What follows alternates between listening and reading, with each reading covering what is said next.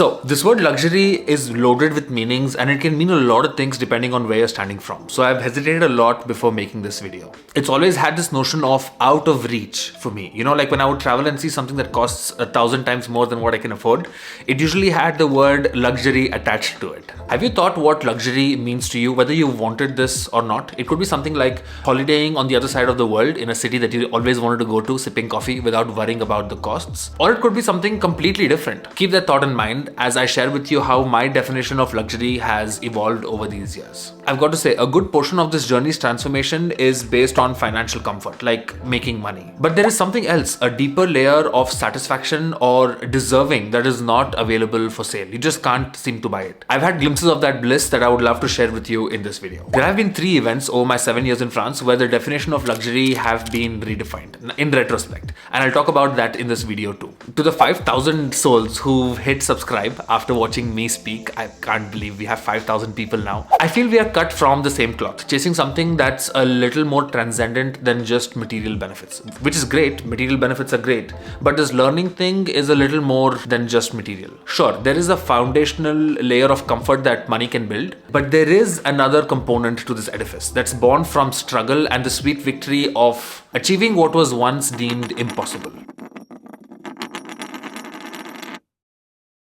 If you've been a student, then this first part you will completely relate with, me sitting home in India and looking at the flight tickets from Mumbai to Paris, even before I got the visa, just wondering what will this cost? What kind of damage will this make? That was just the beginning of the difficult financial journey. Coming here to France, I could afford much less over here than I could back home in India. And so I had to get myself a really strict budget for each month. My budget was 650 euros every month. And that included everything from rent to the groceries to going out for coffee, the overheads and everything that's included in an abroad life for a student. That number is much lesser than what other students would spend, so I was living a very frugal life. I didn't really go on any holidays back then or to restaurants really. Now, given this frugal lifestyle, each time that I did treat myself was like a huge celebration. Every Thursday, I would treat myself a cheeky kebab and I had to deserve it. I can't just step out and buy a kebab. So Monday to Thursday, I would have to prepare a discourse in French, anything that I want to talk about from the news, from my week, anything that I want to talk about. Then I would have to go to a language learning club and meet a couple of French people and talk to them about that discourse that I just prepared, just to practice my delivery in French. This whole exercise took a couple of hours of preparation from Monday through Thursday, and on Thursday I would have a headache stepping out of the language learning club from 3 hours of speaking in a noisy bar in French that I don't speak yet. I really had to deserve it to buy that kebab. And then I would go to this kebab place and I would get the largest kebab possible with everything, with fries, with a drink. This back then was luxury. Looking up the flight tickets from India and how I would make those ends meet, that was just owing to my financial limit at the time. But here I did have the money to go out more often and I would curtail myself. This was a new way of spending money now, because 7 euros is a lot of money when you convert it into rupees, and you didn't earn any of that yet. With the CAF money that I saved, a CAF is this Caisse Allocation Familiale. This is this money that the government gives you if you're a student who's not making money. There's a lot of these financial benefits when you're in France as a student, or even when you're a professional. I don't pay full price for my gym. I don't pay full price for my metro. All of these things is what tourists would pay full price. Actually, I digress, but I should make a video about all the financial benefits. I've promised this already in the past, but I will sit down. If you're interested in that, let me know. So I'll spend some time working on that video. But let's get back. Revenons à nos moutons. So this CAF money, I was getting like 177 euros for my rent every month.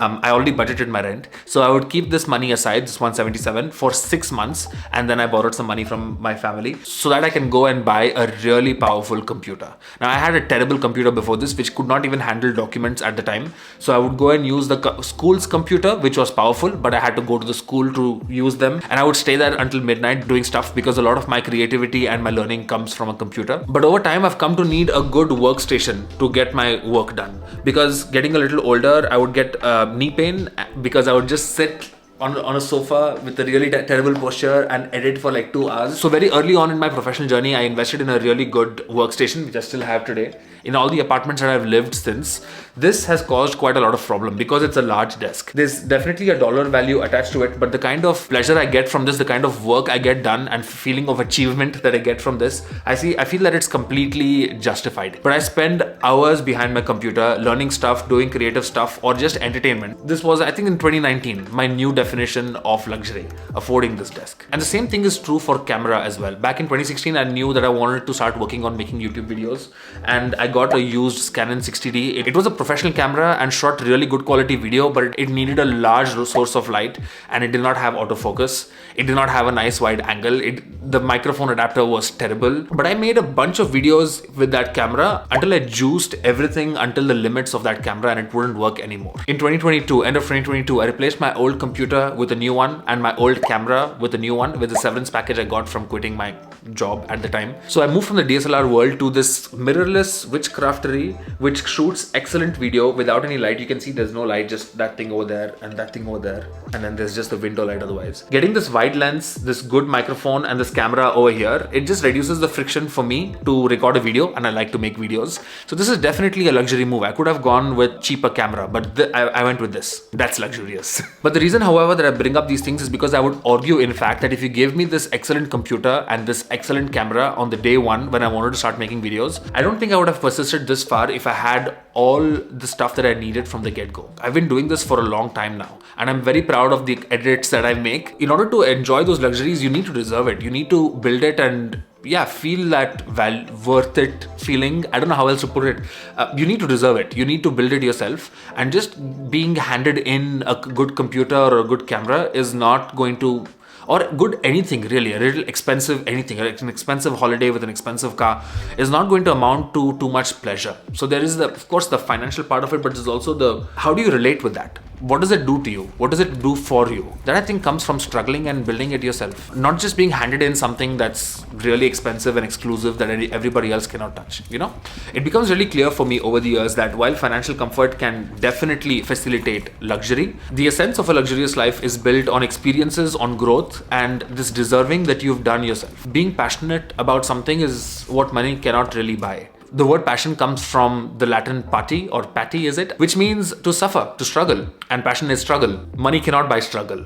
That you have to willingly put yourself to that struggle. I remember coming to Paris for a career fair, which was organized by my school. I got these train tickets from Lille to Paris. It was one of the most difficult train rides ever because I was looking up what it will cost to live in Paris. What is the rent like? What is the per night cost to stay in Paris? What does food cost? What does coffee cost? Just these regular stuff, groceries and everything are much expensive in Paris than in Lille. I was just looking these things up online and then looking at the list of companies and what they offered in internship money. I didn't even have these internships yet, but even if I had it, the amount of money they were paying me would not have been enough for me to get an apartment for myself to live in Paris. And at this specific snapshot, luxury would be getting an apartment in Paris, getting a job that can pay for it, and having some money aside to hang out with friends, go on parties, travel around Europe a bit, and travel back home to India. This would be luxurious. It was a time filled with a lot of anxiety because I was not able to bag a job for a long time. At the fair, I spoke to about 40 companies and I was emotionally and physically drained. I couldn't do it anymore, and nobody from those 40 people, 40 companies who said they would call me, called me. Once it's done and you have something to show for, the second and third move is far easier, but the first one was difficult, and that was a luxury back then. Bagging the first job that I would not feel stupid in and that I would fit into. I've been working for 4 years now, so once I got a job, I forgot to thank myself or feel proud that I've bagged this job. It was a difficult task. But then on to the next challenge, right? In 2019, I saw online about this gathering, the Polyglot Gathering, that I really wanted to attend. In 2019, I wanted to attend this Polyglot Gathering, and it was definitely expensive to buy the tickets and the stay. Back then, during the pandemic time, on Saturday mornings, I would spend so much time doing my Urdu calligraphy in the morning. I did that day in and day out, and I gave my first talk about calligraphy in Urdu at the Polyglot Gathering. Initially, I wanted to talk about how I learned French. I was really proud of that and I wanted to talk about that. But I soon realized while I was doing this waiting from 2019 through 2023, when I was doing this waiting, I realized that a lot of people are talking about French because they are mostly Europeans or Americans. And everybody has access to French, Spanish, German.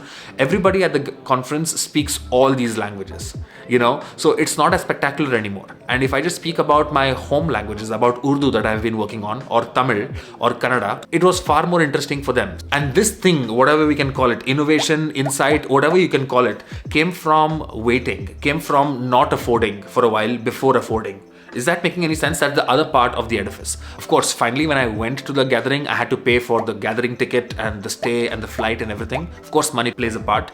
But like I was saying a second ago, in order to fit in and feel good about yourself, I guess, to feel that you deserve this, you need to have built something, struggled your way through it. And the second part of this edifice, I realize it feels very transactional. Like you either have it or you don't. Either you work hard or you don't. You either suffer / struggle or you don't. right? And it feels like that's the in club and there's an out club. But I must say, when you're struggling with a difficult problem and you start seeing the slightest growth in that area or the slightest improvement in that area, it becomes addictively fun. And before I get into this whole rabbit hole of how making things fun is far easier to learn it, I'm going to wrap this up over here. I've been in a large room of 400 people, and over a week's free time, I did not have the chance to speak to a fourth of them. And to think that 5,000 of you guys scroll down at the end of my video and hit that red button to hear more from me, I can't grapple my mind around it. If you've been following along this video and have this idea of what luxury means to you, please let me know in the comments. I'm really curious to hear if you've had a similar journey or what you think about this definition of luxury. Else, ask me anything you want to hear about and I'll make a dedicated Q&A video to celebrate this 5,000 milestone where I answer all the questions that you would put on this video. If you like this video, I'm sure you like this other one where I'm talking about community here in France as a foreigner. Or if you're curious about the financial aspect of my student life, there's a video about that as well. You can expect to see videos about my life here in Europe and the stuff that I'm investing time to learn and study over my stay over here.